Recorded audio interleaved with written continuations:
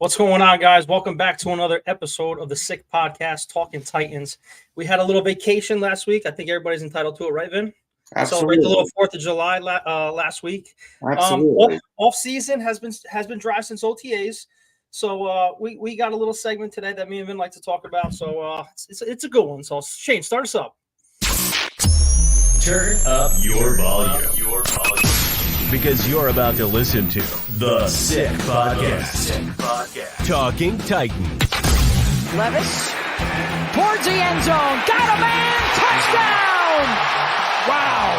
And it's the 4th TD pass of the day in the debut of Will Levis. The sickest Tennessee Titans podcast. Sick! It's going to be sick. All right, welcome back, guys. It's good to be back, Vin. After last week, the vacation, it was a little nice. How was your 4th? It was nice. I was at the real Jersey Shore, not where you party. But no, I was down in Ventnor at my in-laws' house. Good time, 4 or 5 days on the beach. Them Corona pony bottles, man, they hit different in the summer on the beach, man. But no, it was nice. Got a little color, got a little burn on the shoulders.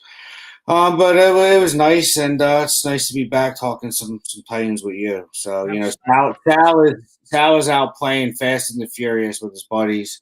Something about a car. I don't know. I'm sure I'll tell you about it later. He's got that big money now. He's going to get that car. I know. I was just saying, he's got this new job. He's making money. He's got the ESPN deal. Got the raise, buying a car. He's doing Sal things. So he'll be back with us hopefully next week. All three of us. It's maybe not me. I'm on vacation too. Oh yeah, that's right. I forgot. We're gonna try to switch things up next week for the show. Hopefully, we can get the show earlier in the week again. It must be nice to go to Antigua or wherever you're going. Yeah, exactly. So let's jump right into it and get to our first talking point of the day when it comes to all-time Titans. All right, so we posted a graphic earlier today, maybe a couple of hours ago, but we wanted to talk about the Mount Rushmore of the Tennessee Titans. The Sick Podcast team has been doing that throughout all their football podcasts. The Chicago Bears with Adam Rank, he did one recently. Steelers, so on and so forth. So we're going to mimic too because we're part of the Sick Podcast. So Mount Rushmore of the Tennessee Titans. Vin, when you want to talk about the Titans, the 4 people that come to your mind first, who are those 4 pillars in your mind? Well, you got to go McNair and George. I think that's automatic, especially for our generation. That's really the reason why we were fans. I think those last 2 are interchangeable, but since we retweeted it this afternoon, I thought about it on the treadmill a little bit. And to me, when you put a Mount Rushmore on, that's a player that when you say their name, you can only imagine them on one team. Even though they might have finished somewhere for a year or 2, you imagine them as that player on that team. So that's McNair and George for me, obviously. And you could go a lot of different ways with the last 2, but because I think when you think of these 2 names and where Titans football started, I think it's fair. I'm going to say Javon Curse, and I'm going to say Frank Wycheck. Yeah, you're going all Titans. We're not going Oilers at all. You're not throwing any Oilers. No, just to be fair to the ones who were – because listen, we weren't. I grew up. Of course, the Oilers became the Titans, but we were always Titans fans. You know what I mean? To be fair to us and keep it like, we know we have the Oilers history and whatnot. But if you want to go, because to me that's too obvious. Because then you're going Moon, Campbell, possibly Campbell, George, McNair. I mean, unless you're throwing Dan Pastorini in there, I don't know. But that's my 4: George and McNair. Just because I think all Titans fans our age, we got started with them, and then to me, you can go a lot of different ways. I thought about Keith Bullock, Derek Mason, Kevin Dyson, and then if you want to go more modern, people have CJ2K in there, I'm sure, maybe Derrick Henry, but I think if you want to look at where the Titans started and 4 names that you think nothing but Tennessee Titans, those 4 were a part of it. For us, and I don't think anyone else thinks of any other team. Was Wycheck in all Titans forever? I know. I'm pretty sure he was. I'm not sure. Great Frank Wycheck too. You know, that's Yeah. So who's yours? It's hard to pick just four, but I was thinking, way back too as well. I mean, when you're talking, and there's a lot of toss-ups, like you said, and I went back and forth with a lot. But to start things off, I'm going to go Bruce Matthews, obviously one of the all-time greats. Put him up there along with Steve McNair. You could toss Warren Moon and him up, but you know what? Steve McNair did get us to the promised land. So, and he was as tough as nails and one of my favorite Titans of all time. Yeah. So Steve McNair is on there for me. And here's where the hiccup comes in the road, because you can go Campbell, you can go CJ2K, you can go George, and you can go Henry. We have the greatest 4 running backs in the history, and I'm trademarking it right now because I am going to make a shirt. The Sick Podcast is going to make a shirt for it. Hopefully this coming football season. We have the 4 horsemen, the greatest 4 running backs in NFL history. Okay, those are the 4. So for me to put them on there, it's hard to argue with you on Eddie George. Okay. Yeah. Derrick Henry, would love to have him in there because he was our guy right now. Broke records for playoffs, rushing his ass off. I think he's second behind Eddie George. Yeah. Behind Eddie George now in franchise history. So you are the king, but you're not the GOAT. You still did not take the reins from Eddie George. Love them to death, both of them. But you have to give it to Eddie George there, in my opinion. And to just go defense wise, the guy was so reliable for us. And Keith Bullock, Mr. Monday Night, he has to be on there for us. I mean, there's so many other players you can throw on there. But those would be my 4: Bruce Matthews, Steve McNair, Eddie George, and Keith Bullock. So I thought about Bullock as well. Like you said, Mr. Reliable, Mr. Monday Night. Bruce Matthews was a good one, though, because I believe he was a Titan for a few years, wasn't he? Mm-hmm. He was that was the tail end of his career. Yeah, tail end, I think. Started out as drafted high by the Oilers, Hall of Fame offensive. Hall of Fame. Can't argue that for. I mean, I put Curson over him, but that's, could he have easily put in? You probably could have put in, listen, someone want to put Derek Mason in there. Absolutely. And I put Kevin Dyson in there. Mm-hmm. Dyson was the one who caught Wycheck's. Dyson caught Wycheck's forward lateral. That's what I thought. Lateral. I always, I don't know what you just said, man. You got cut out there for a second. I think, because I always get Derek Mason and Kevin Dyson confused. They have similar sounding names. Dyson was the one who caught that backwards lateral to beat the Buffalo Bills and go on to the Super Bowl that year. You can't go wrong with either one of them. But that was a nice little tidbit we wanted to do just to pay homage to, no pun intended, to our we'll get to that later. To our who we think the greatest Titans of all time, Titans/Oilers. Yeah, and whoever you guys want to comment away on it, because we want to see your Mount Rushmore too. If you have anyone listening on a Wednesday at 5:15, when you're listening to it on the way to work, whatever, after recording, throw it in the comments, whatever. But getting to a little more present day Titans football, how do you feel with everything so far? I know it's just anticipation at this point, and we're talking about things over and over again, finding things to talk about. But when it comes to Titans football, what's the first thing that's on your mind? Something you're excited about that's new, or you're still concerned about? What's on your mind, bro? Exciting and what's new is I don't know if I was on the show with you guys. No, I wasn't on the show with you guys when the boys were in Cabo with that not escape. Yeah. I was on that. No, I wasn't on that show with you guys. So for my take on that, I absolutely love the camaraderie. You're seeing pictures and videos, them jumping in the ocean, them playing golf, them throwing the ball, exercising. For us, I'm going to speak for myself first because I didn't hear what you guys had to say. For me to see that, them surrounding the young quarterback and giving him that much, I guess, love, I want to say. Yeah, we haven't seen that at all in years, if not ever, as Titan fans. Seeing that in the offseason, we didn't see it with Mariota. They may have did something. We never seen anything with Mettenberger. Ryan Tannehill. The list goes on and on and on and on and on. To me, there's a buzz around this team that no one's really talking about, and I love it because I said I want to play. I want to play like no one really wants to play.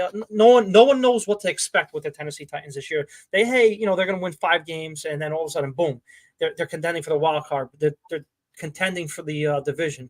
What Will Levis is doing, because he said he's going to work his ass off when he gets to training camp to master the playbook. To me, this guy. It's his ceiling is way above and his floor is like middle, like what he did last year for me, because I think he's going to take off from Brian Callahan's offense. I mean, with this supporting cast and this much love for a quarterback and camaraderie to do all this stuff, it just got me hyped up. I'm getting goosebumps just thinking about it. I can't wait for week 1 against the Bears. So that is the most exciting thing for me, and the most concerning thing. And should be for all Titan fans too, and including you, Vin. We're coming down to training camp here in a couple weeks, and I predicted that the Titans were going to sign a safety last week, and it didn't happen. All the safeties are still out there, just about. Something needs to give here, because we can't just go into training camp with Elijah Molden and Amani Hooker. And some of these not no names, respect to them guys, but like guys to make names for themselves. Yep. We need a proven leader. We have the money to do it. Go out there and sign a Justin Simmons, Jamal Adams if you want. I'm not a big fan of him, but one of those guys give us something. Yep. Because we need that veteran leadership in the back end of our defense. We have it on the sides with Snead and Awuzie. We just need someone to pair well with Amani Hooker. Don't leave out our boy Roger McCreary. Well, he's going to be a nickel, and I think he's going to play well. Those 3 are going to be monsters together. Yeah, those 3 are going to be monsters.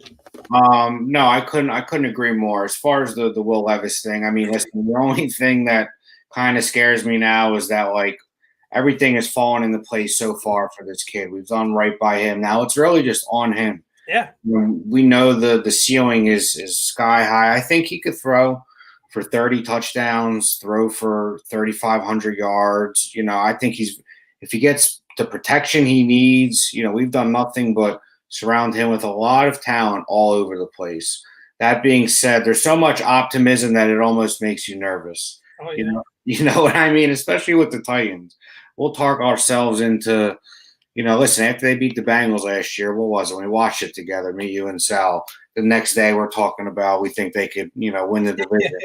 They won 3 more games, So it's I think I'm just happy that it's modern football that the Titans have adopted now. It's not an old school, play defense, run the ball. This is going to be a modern offense with a coach who came from a team that was just in the Super Bowl a couple years ago, knows how to work with weapons. I'm excited. He's brought his dad in. He's going to work wonders with this line. If we could protect this kid, I think sky's the limit. You can absolutely win 9 games and go to the playoffs as a wild card.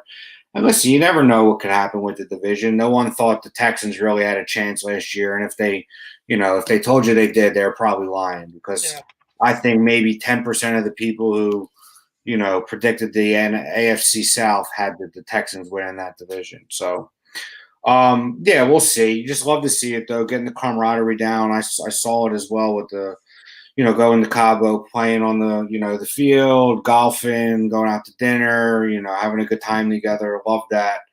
We'll just see how it pans out come September. Now we're in mid-July. We can almost taste it a little bit, because after August, once late August comes, you're in full mode. A week or 2 before the season, you're in full football mode. So, and then I have to echo your sentiments with the defense too. Just do something at the safety position. Pick up anybody. I don't care if it's Jamal Adams for $2 million or $5 million, Simmons for $9-10 million. Do something, because opposite of Amani Hooker. And maybe they have high hopes for Molden or the kid they drafted late from Miami. I have no idea, but we'll see. Another thing, before you move on to your next thing, they're moving that kid. They're moving that kid to linebacker, the kid from Miami. Yeah, linebacker, I could see that. That's what I wanted to. It's a good segue, because that's what I was going to say next. Very curious to see how the linebacking core plays out. You got your boy Gibbons coming back. Who's the other kid? The young kid. Gray. Yeah, him. No, I'm talking about he was on the team last year. Played on the team last year. That was Gibbons. Yeah. But yeah, the kid we drafted in the fourth round, Kenneth Murray from the Chargers. This kid from Miami. Curious to see how it plays out. That's a position group that is very much in the air. We don't know what to expect with it. And then T'Vondre Sweat, you just hope he comes in healthy and there's no hiccups throughout training camp because we need him. It's sad to say, as a second-round pick, you always need them, but we need him more than other teams need their second-round picks. We are very thin on the interior, part of the defensive line, and we need him to come in with nothing, no injuries, no off-field anything. We need him to be his best self for this defense to, hold up, really, because we, like you said, on the outside, Awuzie, Snead, McCreary, you feel good about, but on the line, you have questions. The pass rush is in the air. You have Key and which Arden Key are you getting? Which Howard Landry are you getting? So offensively, we're all excited, but defensively, I think it's a huge question mark. Defensively altogether is going to be a huge question mark because Wilson has not been a defensive coordinator as of yet. He never coordinated his own defense. He was just a DB coach. So I want to see how nasty and physical he is because we were used to the last couple of years a crazy ass pass rush. I want to continue that, put pressure on the quarterback. It helps. But I think this year, when you really think about it, we're gonna put pressure on the quarterback. We're not gonna get the 60-something sacks like we had a couple of years ago because of that reason. Now we have great corners. So we're going to get a lot of coverage sacks, which is okay because we're not going to get those 2-second, 3-second sacks no more. If it does happen, great. But I think the defense is going to be play really well. Going into it, then there's a couple positions I am literally looking at, and I don't care about anything else besides these two. I want to see how the wide receiver room plays out and who makes the roster. I want to see the right side of the offensive line, and I want to see what is the situation, like you just said, at the linebacker position. Who makes it? Who's the starters? Who's getting the nods at all those positions? What's your take on position groups in training camp? Definitely the right side of the offensive line. I mean, you got Quisenberry in the middle, and then you got Skoronski and Latham on the left side, anchoring it down. You have to assume your guy Brunskill is going to get first crack at the right guard job, but a right tackle, you have MPF, you have Radunes. Is Radunes going to play well enough that you have to force him? Is what's his name going to be a cap casualty? Brunskill, if Radunes plays well, you don't know, but that's where you trust Bill Callahan and what he could do with the offensive line. And thankfully it's the right side where the question marks is. Obviously you want it all to be strong, but at least Will Levis will see that coming at his face. That left side is secure, which makes me feel better. And we've heard nothing but great things from Latham. Yeah, my bad for cutting you off, but you're talking about the right side of the line. You got to remember there's a lot of guys we got from the Browns. I can't get the names, off the head. Yeah, but there's a guy from Washington. I think Charles. So listen, you're gonna have 5 or 6 guys fighting for 2 spots. Yeah. And then you're gonna see where your depth lies. And to be honest, I'd keep, I'd keep as many offensive linemen as I could if I was the Titans. You know what I mean? Because the receiver room is pretty much locked up. We'll segue into that. I think. Nick Westbrook-Akina is going to make the team just because he's a leader, does special teams. He seems to make a few plays every year. We know he's your favorite player. I just can't figure out why. So I think he'll make the team. You have to think Kyle Phillips could be cut. Mason Kinsey. Who else do we have coming back from last year? Wow. Treylon Burks. Jesus. I think he is going to get traded sometime in camp. I think they're going to – I do. I think they're going to put as many good, plays on film in the first few weeks of camp, shop around, pick up a 6th-round pick, and I think he's going to be gone. I think this team likes Nick Westbrook-Akina. We had who was the rookie last year from Georgia who returned kick for us a little bit? Doesn't he play receiver? I don't think he's on the team anymore. I think it was I don't know. Curtis Jackson. Maybe, I don't know, but we'll see. Someone's going to be gone, but I'm going to say obviously it's going to be Ridley your 1, Hopkins your 2, Boyd your 3. Keeney will make it, and then in the slot, who do you have? Phillips, Kinsey. I'd like to see Kinsey make the team over Phillips if it had to be one of them. I just think he's, any opportunity he's gotten, he stayed on the field at least. Kyle Phillips can't even stay on the field. I don't know if there's anyone I'm forgetting.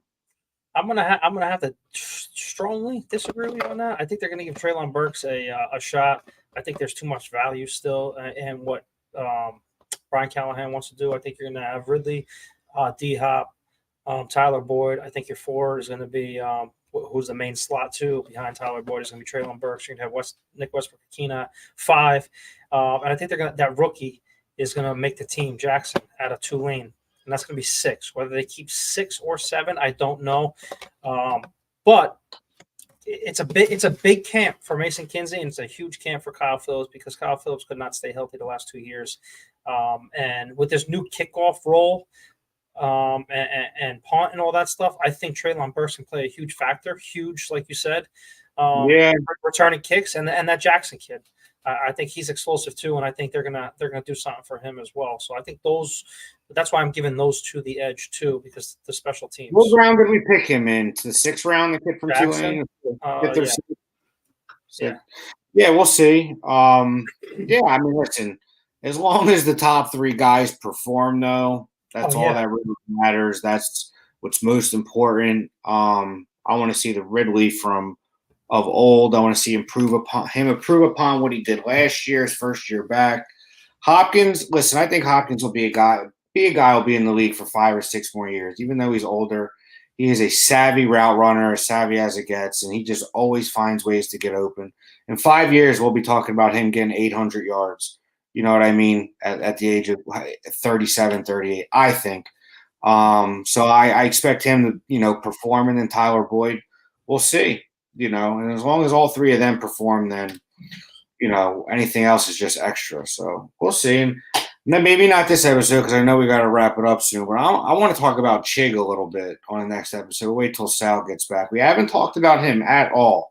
They haven't mentioned his name, his involvement in this offense, having all this talent, how it can finally free up someone like him who's a freak athlete.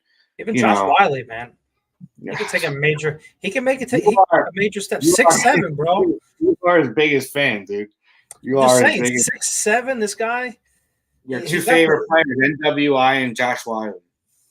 Yeah, he's big boy. We'll see though. Hey, we'll see. You got to carry a couple tight ends, so he's going to make the team. But we'll see, man. But yeah, there's any other position groups. We talked about the linebacking core. We'll see. I think it's going to be a bunch of mixing and matching till you find out what works. But yeah, other than that, though, we're just playing a waiting game. That's it, playing the waiting game. Speaking of the waiting game, before we go, another fun little thing that came to mind. If you had to put a all-time Titans offense together, give me 3 wide receivers, give me your running back, your quarterback, give me your skill set for offense. You're putting it together. Gotta say AJ Brown, Kevin, Derek Mason, and then Kevin Dyson, probably your 3 best receivers. Gonna have to put McNair back there. Running backs to pick your poison, but CJ was just so fast and electric that you'd want to see what he could do on an offense. That much talent around him. Hard to go over George and Henry, but I'll throw CJ back there just for the speed factor with him. Your tight end would have to be wide check, and then your line. I mean, we had Kevin Mawai, Hall of Fame center. Oh, if you're going line too, okay. Try to knock it out quick. Bruce Matthews, the tackle position, you can go Luan, Roos. So many good tackles. Those are the players I'll throw in there. But from the quarterback perspective, you got to go. As much as we love young Will Levis, you got to give it to McNair for now. So, yeah, that's my team. thinking about it and playing an all Madden team. If I'm going with Tennessee Titans, I'm going AJ Brown, Derek Mason. I'm gonna throw curveball Drew Bennett in there. Drew Bennett. Throw Drew Bennett in there. Okay. Have those as my wide receivers. Yeah, have those as my wide receivers, and I'm gonna go Frank Wycheck with you, and I'm going Delaney on the other side. Wow, Delaney Walker on the other side.